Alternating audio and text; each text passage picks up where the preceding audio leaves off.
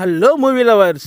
Telugu dubbing Hollywood movie అయిన Dust Bunny 1 hour 45 minutes run టైంతో Amazon Prime లో రెంట్కి స్ట్రీమింగ్ అవుతుంటే చూశాను. పర్వాలేదు, వన్ టైం వాచ్బుల్ అనిపించింది. మూవీ స్టోరీ విషయానికి వస్తే ఒక 8 ఏళ్ల పాప అరోరా తన బెడ్ కింద ఒక భయంకరమైన మాన్స్టర్ ఉందని, ఆ మాన్స్టర్ తన ఫ్యామిలీని తినేసిందని, ఆ మాన్స్టర్ ని చంపడానికి తన నైబర్ గా ఉండే ఒక మిస్టీరియస్ పర్సన్ ని హెల్ప్ అడుగుతుంది. ఆ పాప దృష్టిలో అతను ఒక మాన్స్టర్ హంటర్, కానీ నిజానికి తను ఒక బ్రూటల్ ప్రొఫెషనల్ హిట్ మ్యాన్. ఒక చిన్న పాప ఇమాజినేషన్, ఒక వైలెంట్ అసాసిన్ వరల్డ్, ఈ రెండు కలిస్తే ఏం జరిగింది, అసలు ఆ మాన్స్టర్ నిజంగానే ఉందా లేక ఆ పాప ఇల్యూజనా అనేదే ఈ మూవీ యొక్క ఇంటెన్స్ స్టోరీ. ప్లస్ పాయింట్ విషయానికి వస్తే Mads Mikkelsen and child artist Sophie Sloane, వీరిద్దరి మధ్య ట్రాక్ సినిమాకి మెయిన్ పిల్లర్. ఒక సైలెంట్ ప్రొఫెషనల్ కిల్లర్, ఒక ఇన్నోసెంట్ పాప మధ్య ఎమోషన్ ఒక రేంజ్ లో డీప్ గా వర్కౌట్ అయింది. ఇంకా మ్యాడ్స్ మిక్కెల్సన్ స్క్రీన్ ప్రెజెన్స్, ఆ పాప యాక్టింగ్ చూస్తే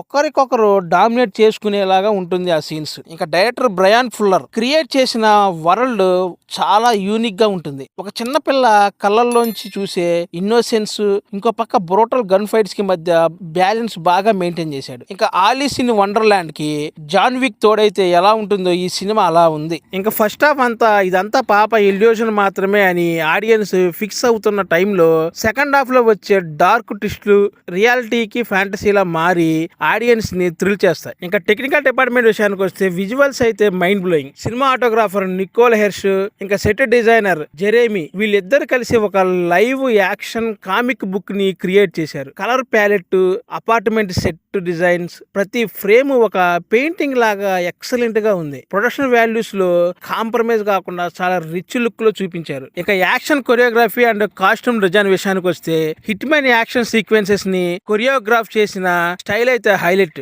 అలాగే వాల్ పేపర్ రంగుల్లో కలిసిపోయే కిల్లర్ సూట్స్, మాన్స్టర్ ఫ్యాంటసీకి తగ్గ క్రియేటివ్ కాస్ట్యూమ్స్ టెక్నికల్ గా సినిమాకి చాలా హోప్స్ ని పెంచాయి. ఇంకా అలాగే బ్యాక్గ్రౌండ్ మ్యూజిక్ కూడా చాలా బాగుంది. ఇంకా మైనస్ పాయింట్ విషయానికి వస్తే మెయిన్ జానర్ కన్ఫ్యూజన్. సినిమా ఒకవైపు పిల్లలు చూసే ఫ్యాంటసీ ఫెయిరీ టైల్ లా అనిపిస్తూనే సడన్ గా బ్లడీ వైలెన్స్, గన్ ఫైట్స్ తో R-rated యాక్షన్ మూవీలా మారిపోతుంది. దీనివల్ల సినిమా ఎగ్జాక్ట్ గా ఏ ఆడియన్స్ కోసం తీశారో అర్థం కాదు. ఆడియన్స్ కి కనెక్ట్ అవ్వడానికి ఇబ్బంది పడతారు. ఇది పిల్లల సినిమానా లేక పెద్దల సినిమానా అనే కన్ఫ్యూజన్ కూడా వస్తుంది. ఇంకా week world building and logic missing. Monster background ఏంటి, అసలు ఆ క్యారెక్టర్ రూల్స్ ఏంటి అనే లాజిక్స్ ని డైరెక్టర్ గాలికి వదిలేశాడు. విజువల్స్ మీద పెట్టిన ఫోకస్ స్టోరీ డెప్త్ మీద, ప్లాట్ డెవలప్మెంట్ మీద పెట్టి ఉంటే ఇంకా బాగుండేది. అందువల్ల క్లారిటీ ఉండదు ఆ డస్ట్ బన్నీ గురించి. ఇంకా అన్సాటిస్ఫైయింగ్ క్లైమాక్స్. సినిమా అంతా ఎక్సలెంట్ గా ఫ్యాంటసీ వరల్డ్ ని బిల్డ్ చేసి డైరెక్టర్ క్లైమాక్స్ కి వచ్చేసరికి ఆ ఎమోషన్ ని